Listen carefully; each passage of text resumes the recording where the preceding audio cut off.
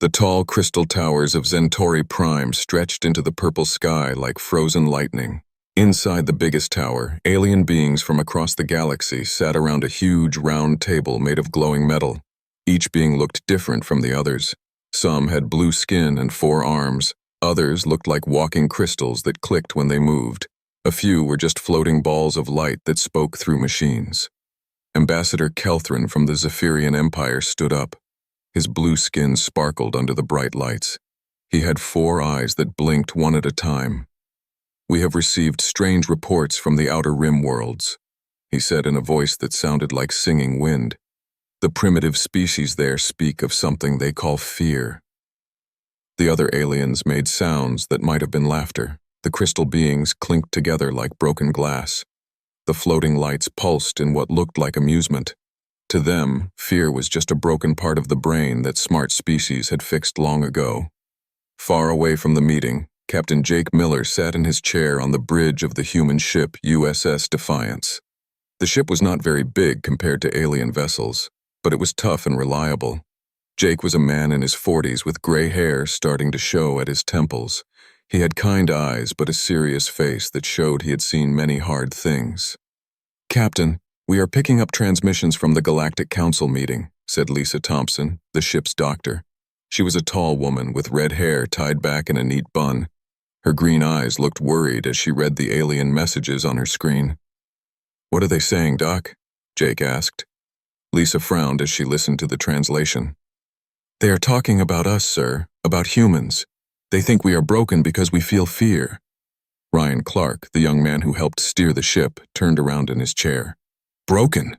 We saved 3 alien colonies last month." "They do not see it that way," said Amy Rodriguez from her station near the ship's engine controls.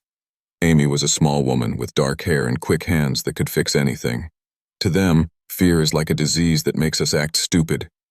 Jake stood up and walked to the big window that showed the stars. "Keep listening, Lisa. I want to know what they plan to do about these reports from the Outer Rim." Back on Centauri Prime, the meeting continued. A being that looked like a walking tree with silver bark spoke next. "These humans keep sending us warnings about creatures they call void hunters. They say these beings inspire terror and feed on dread. This makes no sense to advanced minds." The crystalline hegemony's speaker, a tall crystal being that rang like a bell when it moved, clicked its agreement. "Terror and dread are just broken thoughts. Our species removed such defects from our minds thousands of years ago. Why do the humans still have them?" "Perhaps," said the Biocollective's voice through a speaker, "the humans are not as evolved as we thought. They still carry primitive emotions that cloud their judgment." The floating lights that represented the Energy Consortium pulsed in agreement. "We should help them fix this problem. Fear serves no purpose in a civilized galaxy." Ambassador Kelthrin waved one of his 4 hands. "The humans claim that their Outer Rim colonies are going silent. They say these void hunters are responsible, but we have found no evidence of any such creatures." "Equipment failure," said the crystal being. "Large-scale system breakdown. It happens to primitive technology." The tree-like being rustled its silver leaves. "The humans want permission to investigate these silent systems. Should we allow this?" "No," said several voices at once. "Earth has only provisional membership in our council. They have no authority in Outer Rim affairs." On the USS Defiance, Lisa looked up from her screen with worry in her eyes. "Captain, they just denied our request to investigate the silent colonies. They think we are too primitive to understand what is really happening." Jake's hands made fists at his sides. 17 colonies have gone dark in 3 months, and they think it is just broken machines? "The last transmission from New Hope Colony mentioned shadows moving between stars," Ryan said. His young face looked pale. "That does not sound like equipment failure to me." Amy checked her readings. "Sir, I am picking up power signatures from the edge of the Kepler system, big ones. They do not match any known ship designs." "Set course for the Kepler system," Jake ordered. "If the Council will not let us investigate officially, we will do it as a rescue mission." "Sir," Lisa said carefully, "Earth Command has not authorized us to enter restricted space." Jake looked at his crew. These people trusted him with their lives. He had led them through many dangers, and they had always come home safe. But this felt different. The reports from the Outer Rim spoke of something that ate hope itself. "I know you are all afraid," Jake said quietly. "I am afraid too. But those colonies might have survivors who need our help." Ryan straightened up in his chair. "I am with you, Captain." "Me too," said Amy, her hands already working to prepare the ship's engines.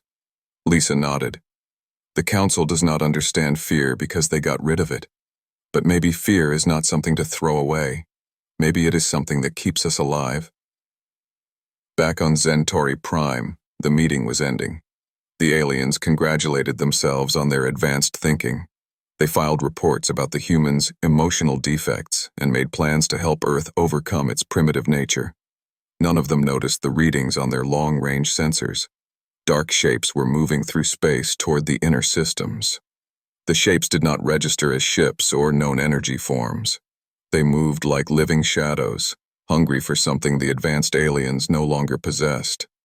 The galaxy had laughed at fear and thrown it away like garbage. Now something was coming that fed on the empty spaces where courage used to live, and only the humans still remembered how to be afraid and fight anyway. 3 months had passed since the Galactic Council meeting. The silence now covered 17 star systems like a growing disease.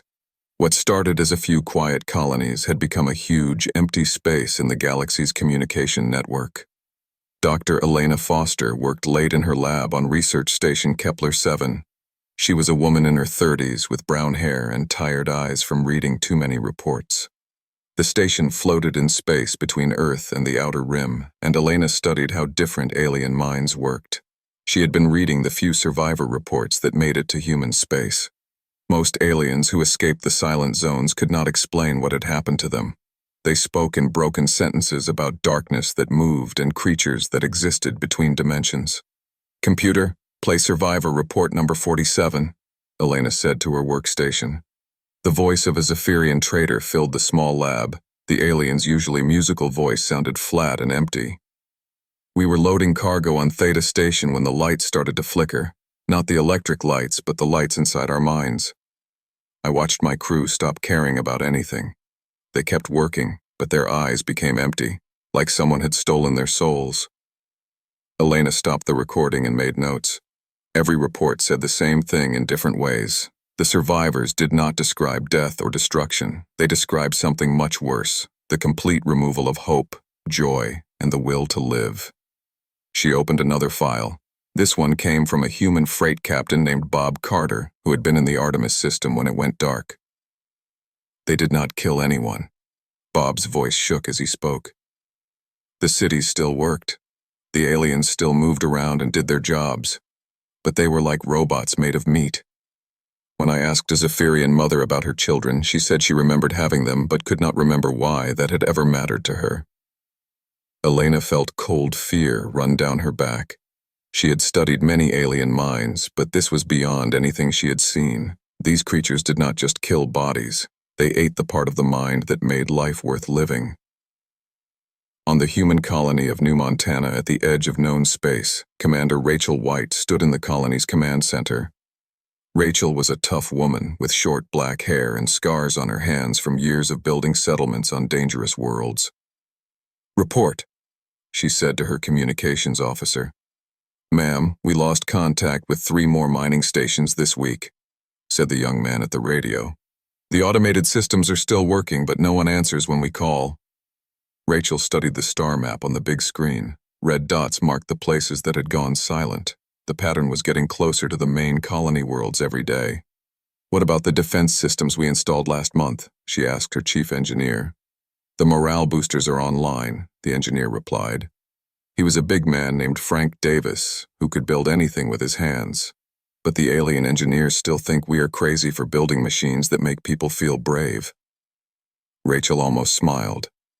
The Centaurian engineers who worked on New Montana could not understand why humans wanted to build devices that increased courage and determination. To them, emotions were just noise that got in the way of clear thinking. "Sir," the communications officer called out, "we are getting a transmission from Earth Command." Admiral Charles Bennett's face appeared on the main screen. He was an older man with white hair and a serious expression that meant business. "Commander White, we are authorizing new defensive measures for all Outer Rim colonies. Captain Miller is being sent to your area with supplies and additional personnel."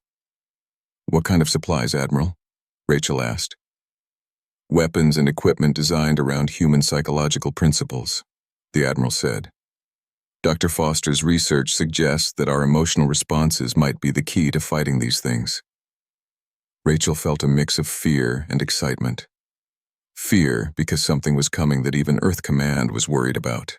Excitement because finally someone was taking the threat seriously. Meanwhile, Captain Jake Miller and his crew were already on their way to the Outer Rim. The USS Defiance had been fitted with new equipment that confused their alien observers. Human ships now carried what the aliens called emotional amplifiers, devices that could project feelings of hope and courage across wide areas. "Captain," Dr. Lisa Thompson said from her medical station, "I have been studying the psychological profiles of our crew. Something interesting is happening." Jake turned to look at her. "What do you mean, Doc?" "We are all afraid," Lisa said simply. "Every person on this ship knows we might be flying into something that could destroy our minds. But we are still here. We are still functioning. The fear is not stopping us." Ryan Clark nodded from his pilot seat. "My grandmother used to say that courage is not about not being scared. It is about being scared and doing the right thing anyway." Amy Rodriguez looked up from her engineering station. "The alien crew members we picked up at Kepler 7 do not understand this. They keep asking why we do not remove our fear responses with medical treatment." Jake walked to the main viewing window and looked out at the stars. Somewhere out there, creatures were moving through space that could drain the will to live from entire worlds. And the galaxy's most advanced species could not even see the threat because they had made themselves unable to feel the fear that would warn them. "How long until we reach New Montana?" Jake asked. 6 hours, Captain," Ryan replied. Jake nodded. "When we get there, I want full sensor sweeps of the surrounding systems, and I want our new equipment ready to deploy. If these void hunters can eat hope and courage, then we need to be ready to fight them with more hope and courage than they can handle." Dr. Lisa Thompson checked her medical readings one more time. The human crew showed elevated stress levels, increased heart rates, and higher brain activity in the areas that controlled fear responses. According to galactic medical standards, they should be falling apart under the pressure. Instead, they were more alert, more focused, and more determined than ever. Back on Research Station Kepler 7, Dr. Elena Foster made a discovery that would change everything. She had been comparing brain scans of human survivors with alien survivors, and the difference was shocking. When aliens encountered the void hunters, their brains simply stopped working in the areas that controlled emotion and motivation. It was like someone had thrown a switch and turned off their ability to care about anything. But human brains worked differently. When humans felt the psychic attack of the void hunters, their fear centers activated. And when the fear centers activated, they triggered other parts of the brain, the parts that controlled courage, determination, and the will to protect others. Elena stared at her computer screen in amazement. Every other species in the galaxy had evolved beyond fear because they saw it as a weakness. But humans had evolved something that no other species possessed, the ability to transform fear into strength. She reached for her communications panel to contact Earth Command. The galaxy needed to know that humanity's greatest weakness might actually be their greatest weapon. The USS Defiance dropped out of faster-than-light travel at the edge of the Artemis system. Captain Jake Miller stood on the bridge looking at what had once been a busy star system with 3 inhabited worlds. Now his sensors showed something that made his stomach turn cold. "Report," Jake said to his crew. "I am reading life signs on all 3 planets, Captain," Amy Rodriguez said from her engineering station. "But something is wrong. The energy patterns are all wrong." Dr. Lisa Thompson studied her medical scanners with a frown. The biological readings show normal heart rates and brain activity, but there are no emotional resonance patterns. It is like scanning a room full of robots. Ryan Clark turned from his pilot controls. "Sir, I'm receiving automated responses to our hails. The planetary traffic control systems are working normally, but no actual people are answering." Jake felt the fear start in his stomach and spread through his chest. It was not the sharp fear of immediate danger, but the deep, cold fear of facing something that should not exist. He took a breath and let the fear sharpen his thinking instead of cloud it. "Take us to Artemis 3, he ordered. "Prepare an away team. I want Chief Security Officer Danny Cooper, Dr. Thompson, and 6 security personnel ready for ground mission." Danny Cooper was a big man with kind eyes and steady hands. He had been a police officer on Earth before joining the Space Service, and he knew how to stay calm when things went bad. He also knew how to be afraid and keep working anyway. The shuttle landed in the main city of Artemis 3. The city looked perfect. Clean streets, working vehicles, and Zephyrian citizens going about their daily business. But something was terribly wrong. Danny led his team through the streets, and the aliens they passed paid no attention to them. A Zephyrian mother walked by carrying her child, but her face showed no expression at all. The child was equally blank. "Excuse me," Dr. Thompson called to a Zephyrian shopkeeper. The blue-skinned alien turned to look at her with all 4 eyes, but there was nothing behind those eyes. No curiosity, no concern, no interest. "Yes?" the shopkeeper said in perfect English. "How are you today?" Lisa asked. "I am functioning within normal parameters," the alien replied. "My health is acceptable. My work is proceeding as scheduled." Lisa felt her hands shake slightly. "Do you remember your family?" "I have a mate and 2 offspring," the alien said in the same flat tone. "We share living space and coordinate our activities efficiently." "Do you love them?" Lisa asked. The alien stared at her for a long moment.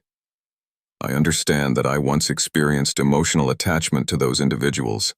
However, such feelings are no longer present. Is there anything else I can help you with?" Danny Cooper moved his team to a safe distance. "Doctor, we need to get back to the shuttle.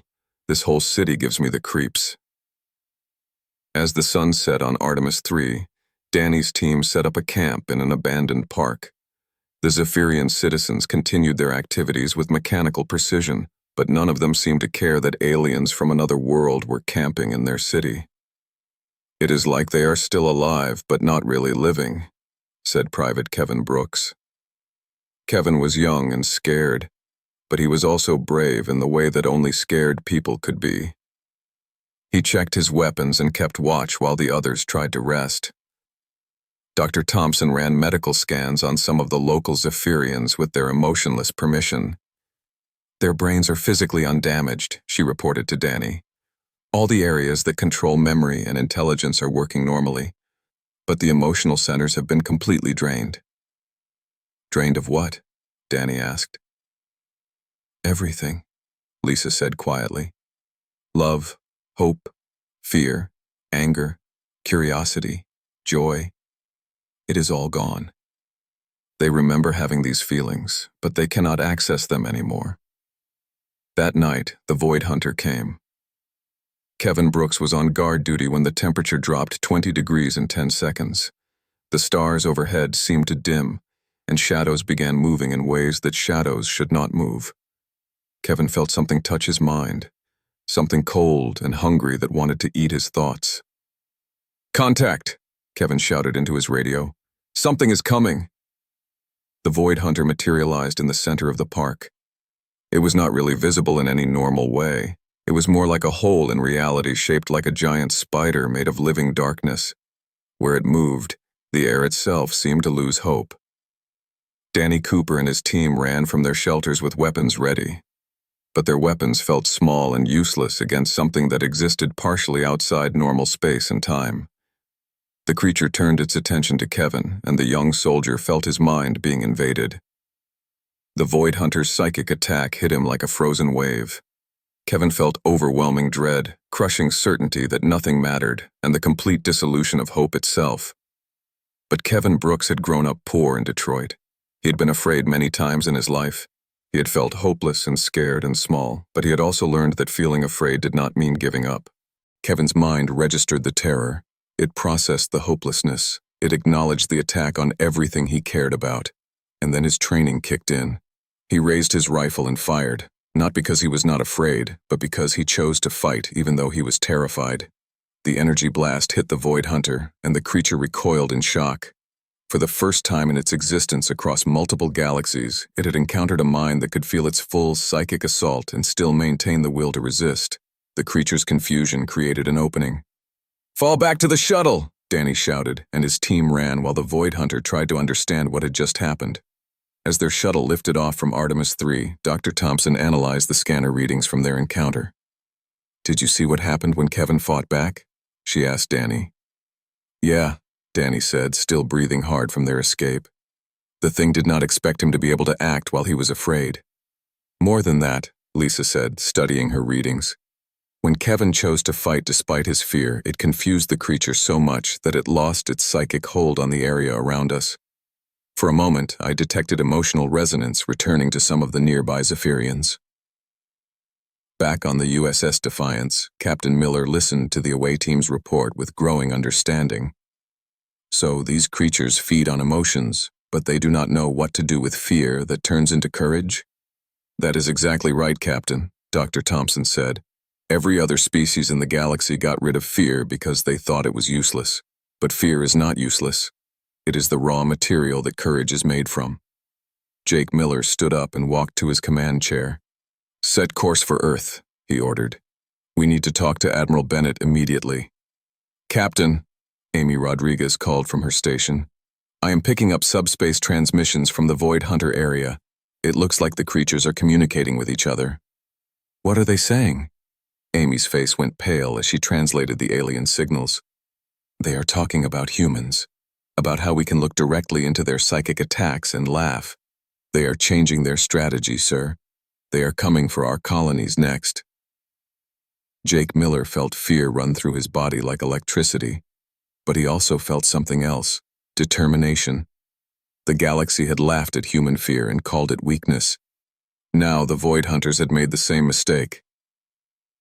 "Red alert," Jake announced to his ship. "Contact Earth Command and all human colonies. Tell them that something is coming that feeds on empty minds, and tell them that our fear might be the only thing that can save the galaxy." In the darkness between stars, the Void Hunters sensed that they had found something new. For the first time in their existence, they had encountered minds that could face the abyss and choose to fight back. They began moving toward human space, hungry to understand this new kind of resistance, but they did not understand that fear and courage were not opposites, they were partners. And humanity was about to teach the galaxy that being afraid was the first step to being brave. Dr. Elena Foster stood in the main briefing room of Earth Command headquarters on Luna Base. Around the table sat Admiral Charles Bennett, Captain Jake Miller, and the top military and scientific minds of humanity. The data from the Artemis system encounter was displayed on screens around the room. "Let me make sure I understand this correctly," Admiral Bennett said. He was a man who had seen many wars, but his gray eyes showed he knew this was different from anything they had faced before. "These Void Hunters can drain emotions from any living being, but they cannot handle fear that transforms into courage?" Dr. Foster nodded. "That is exactly right, Admiral. Every other species in the galaxy removed fear from their minds because they saw it as inefficient. But humans evolved something unique: the ability to feel fear and choose to act anyway." Jake Miller leaned forward in his chair. When Private Brooks fought back while he was afraid, it confused the creature so much that it lost control of its psychic attack. For a few moments, some of the drained Zephyrians on Artemis 3 started showing emotional responses again. "So fear is not our weakness," Admiral Bennett said slowly. "It is our secret weapon." "More than that," Elena said. "Our research shows that humans can actually teach this response to other species. We can immunize them against Void Hunter attacks through what I call courage training." Admiral Bennett stood up and walked to the main display showing star charts of the galaxy. Red zones marked areas that had gone silent under Void Hunter attacks. "How long do we have before they reach the core worlds?" "Based on their movement patterns, maybe 6 months," Jake replied. "But they are changing their strategy. Our encounter showed them that humans represent something they have never faced before. They are coming for us specifically now." Admiral Bennett made his decision. "I am authorizing the construction of our first dedicated warship. The USS Retribution will be commanded by Admiral Patricia Stone and built specifically to fight these creatures." Dr. Foster pulled up new data on her tablet. "Admiral, we have something else. The Outer Rim human colonies have been working with alien refugees to develop new defensive strategies. Commander Rachel White on New Montana has created the first multi-species resistance training program. What kind of training? The Admiral asked. They are teaching aliens how to be afraid, Elena said with a slight smile. It sounds crazy, but it works. When you expose other species to controlled fear while showing them human responses, some of them can develop basic resistance to psychic draining. Meanwhile, on New Montana colony, Commander Rachel White was conducting one of these training sessions. In the colony's main hall, 20 Zephyrians sat with 10 human volunteers. The aliens looked confused and worried. Today, we are going to practice something your species considers a malfunction, Rachel told the group. We are going to practice being afraid and acting anyway. A Zephyrian engineer named Vorthak raised one of his 4 hands. Commander White, our medical scanners show that fear responses cause inefficient thinking and increased stress. Why would we want to experience this? Rachel smiled. Because, Vorthak, fear is like an alarm system. It tells you when something dangerous is happening, but you do not have to let the alarm control your actions. She nodded to one of her human instructors, Sergeant Mike Torres. Mike was a tough man who had been afraid many times and lived to tell about it. Everyone close your eyes, Mike said. I want you to imagine something that scares you. Humans, think about losing someone you love. Zephyrians, imagine your children in danger. The humans in the group had no trouble with this exercise. Their faces showed worry and determination. But the Zephyrians struggled. Their species had spent so long avoiding fear that they had almost forgotten how to feel it. I am experiencing discomfort, Vorthak said. My heart rate is increasing. Good, Rachel said. Now while you feel that fear, I want you to stand up and walk to the other side of the room. The humans stood immediately, their fear making them more alert and focused. The Zephyrians hesitated, confused by the conflicting signals in their minds. I do not understand, said another Zephyrian. The fear response indicates I should avoid action, not take action. Mike Torres walked over to the confused alien. That is where your species made a mistake, friend. Fear is not telling you to stop. It is telling you that something important is at risk. And when something important is at risk, you fight for it. Slowly, painfully, some of the Zephyrians began to understand. They stood up on shaking legs and walked across the room while their minds screamed warnings. It was the first time in thousands of years that members of their species had chosen to act while afraid. Back on Earth, the USS Retribution was taking shape in the orbital shipyards. Admiral Patricia Stone oversaw its construction personally. She was a small woman with iron-gray hair and eyes that had seen too many good people die in space, but she was also a woman who knew how to be afraid and lead anyway. Status report, she said to her chief engineer. The ship is 60% complete, Admiral, replied Chief Engineer Frank Davis, transferred from New Montana for this project. But we are not building a normal warship. This thing is designed around psychological warfare principles. The USS Retribution was painted in bright colors that defied the darkness of space. It carried speakers that could broadcast music and human laughter across star systems. Its weapons were designed not just to destroy, but to project courage and determination as actual energy forms. The alien engineers think we have lost our minds, Frank continued. They cannot understand why we want a ship that announces itself instead of hiding. Patricia smiled grimly. Let them think we are crazy. The Void Hunters feed on creatures that try to hide from fear. We are going to show them what happens when someone runs toward the thing that scares them. Meanwhile, the Galactic Council was finally beginning to understand the scope of the threat. The crystalline hegemony had lost 2 core worlds to the spreading silence. The Bio-Collective's hive mind reported disturbing gaps in their consciousness. Even the Energy Consortium's pure thought beings were going dark. Ambassador Kelthran stood before the emergency session of the Council, his blue skin pale with worry. The humans were right, he said simply. We dismissed their warnings because we could not understand their emotional responses. Now we are paying the price for our arrogance. The crystal being that led the hegemony chimed in distress. Our scientists have analyzed the human psychological data. Their capacity for fear appears to be directly linked to their resistance to the psychic attacks. But how is this possible? Asked the Biocollective's representative. Fear is inefficient. It clouds judgment and wastes energy. A new voice spoke from the chamber entrance. Admiral Bennett had arrived with a small human delegation. Fear is not inefficient, he said calmly. It is fuel for courage, and courage is what you need to fight something that wants to drain your will to live. The council chamber fell silent. For the first time in their history, the galaxy's most advanced species were asking humans for help. What do you propose? Kelthrin asked. Admiral Bennett stepped forward. We propose to teach you something your species forgot long ago. We propose to teach you how to be afraid, and then we will teach you how to use that fear to fight back. In the dark spaces between stars, the Void Hunters sensed the change. The galaxy that had been easy prey for so long was learning to resist. The creatures that had consumed countless civilizations were facing something they had never encountered. An entire galaxy learning to transform fear into strength. The final battle was coming, and for the first time in their existence, the Void Hunters were the ones who were afraid.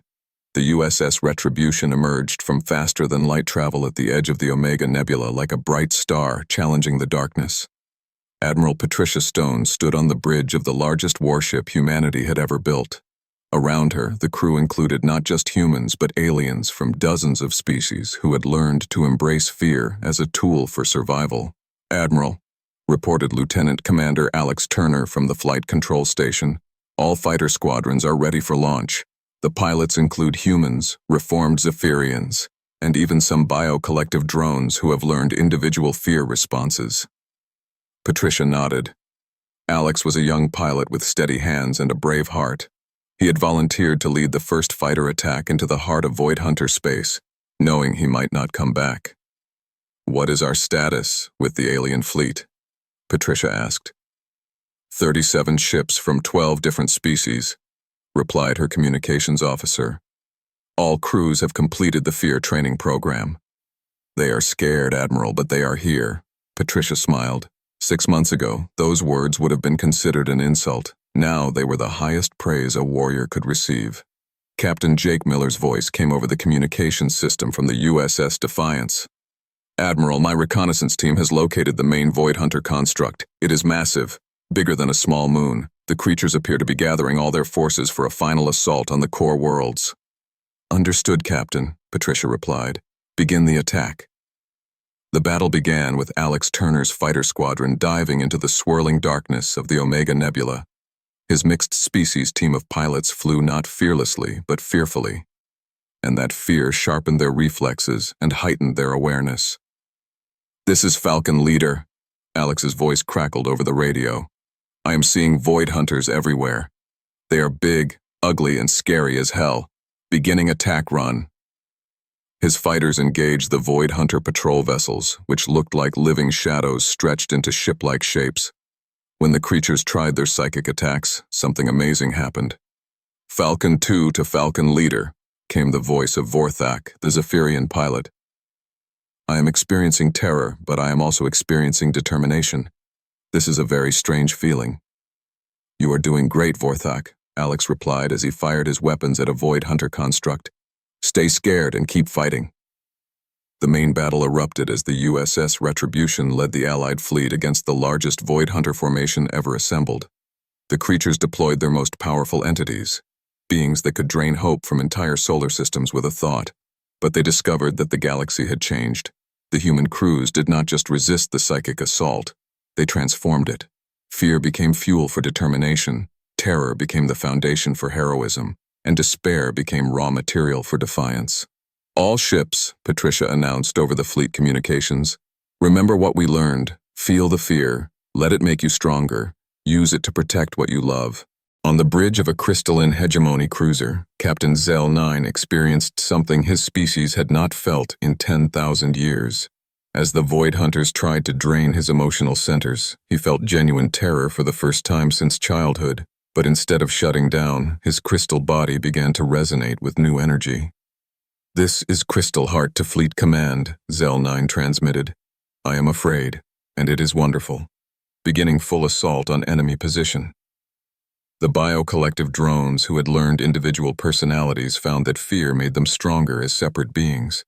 The Energy Consortium discovered that terror could be converted directly into combat power. Species across the galaxy were learning that fear was not a weakness to overcome, but a strength to embrace. The decisive moment came when the largest Void Hunter construct began charging a weapon that could drain the emotional capacity from entire star systems. Admiral Patricia Stone looked at her crew and made a decision that would echo through galactic history. "All hands, this is the Admiral," she announced over the ship's communications. "We are going to ram that construct. I will not lie to you. We probably will not survive this. I am scared. I bet you are scared too. But sometimes being scared is what makes you do the right thing." The crew of the USS Retribution did not suppress their terror as they flew towards certain destruction. They embraced it, channeled it, and broadcast it as a message to the galaxy. We are afraid, and we choose to fight anyway. Dr. Elena Foster, serving as the ship's psychological warfare specialist, activated every courage projection system they had. The ship became a beacon of human determination, broadcasting the simple message that fear and courage were not opposites, but partners. Private Kevin Brooks, now promoted to sergeant after his heroic actions on Artemis III, manned one of the ship's weapon stations. "You know what, Admiral?" he said over the intercom as enemy fire tore through their hull. "I have been scared my whole life, scared of being poor, scared of not being good enough, scared of dying alone. But right now I am scared for all the right reasons." The USS Retribution slammed into the Void Hunter construct at full speed. The explosion did not just destroy the alien structure, it created a wave of psychic energy that fundamentally changed the nature of the Omega Nebula. The human crew's willing sacrifice in the face of overwhelming fear created a resonance that awakened courage centers and species throughout the galaxy. The remaining Void Hunters found themselves facing something they had never encountered in their conquest of multiple galaxies. Instead of the emotionless prey they were used to, they faced a united galaxy that had learned to weaponize its own fear. The creatures that had fed on empty minds began to starve. Without beings who suppressed their emotions, the Void Hunters had no source of sustenance. One by one, they faded away into the dark spaces between dimensions. 3 days after the battle, Captain Jake Miller found himself standing before the rebuilt Galactic Council. The chamber looked the same, but everything else had changed. The alien representatives no longer carried themselves with cold, logical precision. Their voices showed emotion, their movements showed uncertainty, and their eyes showed something that had been missing for thousands of years: the capacity to care about something more than efficiency. "Captain Miller," Ambassador Kelthrin said, his voice carrying genuine gratitude, "we owe humanity an apology. We laughed at your fears and called them weaknesses. We were wrong." Jake nodded respectfully. "Fear is not something to be ashamed of, Ambassador. It is information. It tells you when something you care about is in danger." The crystal being that represented the hegemony chimed softly. "Our species spent 10,000 years trying to eliminate fear from our minds. We thought it would make us stronger. Instead, it made us vulnerable to creatures that fed on empty thoughts. The bio-collective has learned something as well," said the hive mind's representative. "Individual fear responses make us stronger as a collective. Our drones who learned to be afraid are now our most effective defenders." Jake smiled. "Fear is not the opposite of courage. Fear is what makes courage possible. You cannot be brave if you are not afraid of something." The Energy Consortium's spokesperson pulsed with new understanding. "We have been analyzing human psychological patterns. Your species developed something unique, the ability to feel fear and choose to act anyway. This is not a defect. This is evolution." Ambassador Kelthrin stood and addressed the chamber. "The galaxy owes its survival to humanity's gift. Not just their willingness to fight, but their willingness to teach us how to fight. They showed us that being afraid does not make you weak. It makes you ready to be brave." As Jake Miller left the council chambers, he thought about Admiral Patricia Stone and the crew of the USS Retribution. They had died afraid, but they had died fighting. And in doing so, they had taught the galaxy that courage was not the absence of fear, but action in spite of it. The galaxy that had once laughed at fear now understood its true value. In classrooms across 1,000 worlds, Young beings of every species learned the human lesson. It is okay to be scared, as long as you do not let being scared stop you from doing what is right. And in the dark spaces between stars, where the void hunters once fed on empty minds, something new began to grow. It was the sound of a galaxy that had learned to laugh in the face of fear, knowing that laughter and terror could exist together, making each other stronger.